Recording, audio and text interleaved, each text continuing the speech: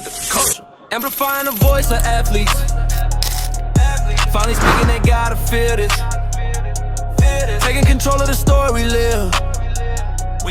Turn every loss to a lesson we give. Giving hope to the next generation.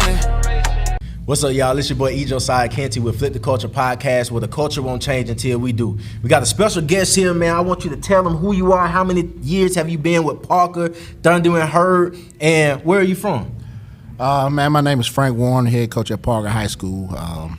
Coming up on my 7th year, I got hired right when COVID had hit. So I got hired like President Day around the time of February. Then like a month later, COVID hit. So it was kind of like one of those situations, man. It made me who I am today and what the program has become. And I'm from Pleasant Grove, not too far. I played at Pleasant Grove. Went down to play college at Grambling State. And had a stint with the Cowboys. So I've been around football most all my life. Got you. So when I think about Parker, man, I think about culture, right? And it's a strong culture that's been there before we were born. When I go to the Civil Rights Institute, I see Parker has a stance for themselves. So for you to be embodying that culture, and football is like a religion in the South. Like, what does it mean for you to not only walk into a culture, but to build a culture and the standard of your own within Parker? I tell people all the time, man, somebody in Birmingham have had a family member that went to Parker. Both of my grandmas attended Parker. My dad grew around the corner. He was little, from Bethlehem House where they used to practice. So there's a lot of tradition there, man. One of the oldest schools in the South, oldest black school, one of the largest at one point. So Parker has a deep tradition history.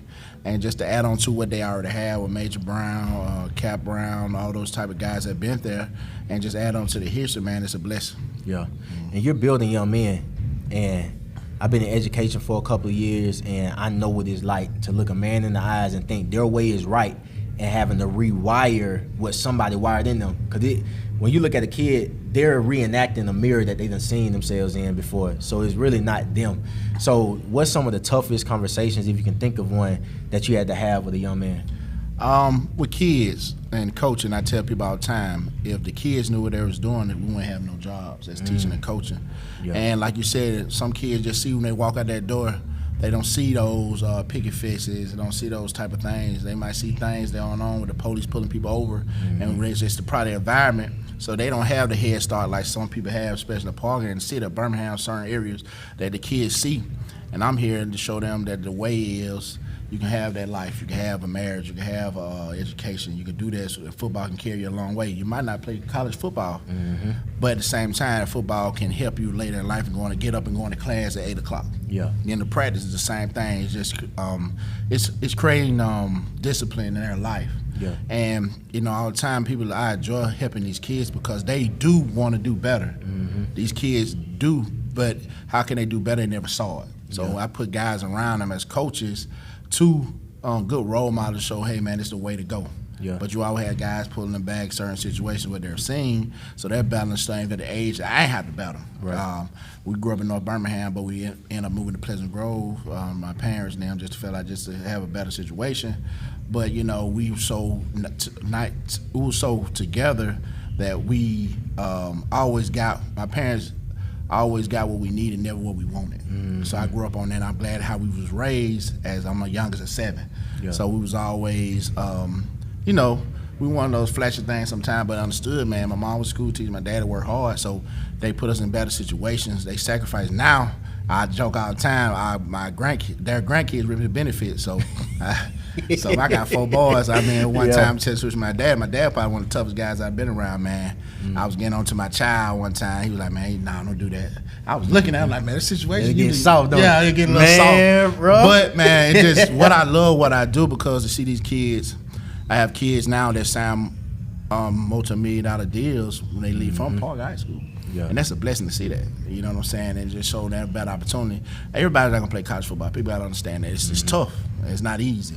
Yeah. But we can put things in them to get them to go to work, do things on time. So that's what our program try to be built for. So that's what I'm enjoying doing. And you mentioned something that's very important to the mission of Flip the Culture, which is everybody's going to retire one day. You see what I'm saying? And some may have a more prolonged future inside of football, like those multi-million-dollar deals that we're seeing with players in NIL and transfer portal, all that type of stuff. But for the players that may not get that opportunity, is there a place for Parker, for them after they graduate? And the reason why I ask this is because sometimes that's the highlight of somebody's life until they transition successfully into something else. So returning back to what was their highlight, maybe the culture of Parker. Like, is there a space for that in you guys' program? So that's what some things I'm getting better at. Like you said, you're gonna live your life more than you play football. So what you gonna do with that lifespan? So, and Birmingham City, we do have Birmingham Promise that show kids, we've been in Birmingham City, go to school, in a public school for, for free. Yeah. And creating goals. College not for everybody. That not mean you're not gonna be successful. And I think they need to bring back more career technical stuff and trades back for high school kids, because you can come out making more money doing a trade than going to school. So people got to think, kid not going to college mean they not fail. You got to think about outside the box. You got to go different routes. What's your job for? And I have programs around. I got guys around me that create programs for me for these guys for life after football. And that's something I've been big on. So a lot of people have misconceptions of what the job actually entails. So I'm not talking about your work or scope or your scope of work. Yeah. What's some of the things that you do that you don't get paid for? You don't know what these kids go through. Right. Your kids don't have to wake up and worry about what they're going to eat the next day or what they're going to eat that night and all that. I got to deal with showing different life. These kids get grown quicker than your kids. Your resources are better at certain situations than the area we in. So I laugh at some of the comments when I see certain things. But me, doing the extra stuff, no, I kind of want to put some of the kids, not in a bad way, but just, I don't want nobody to say, oh man, no.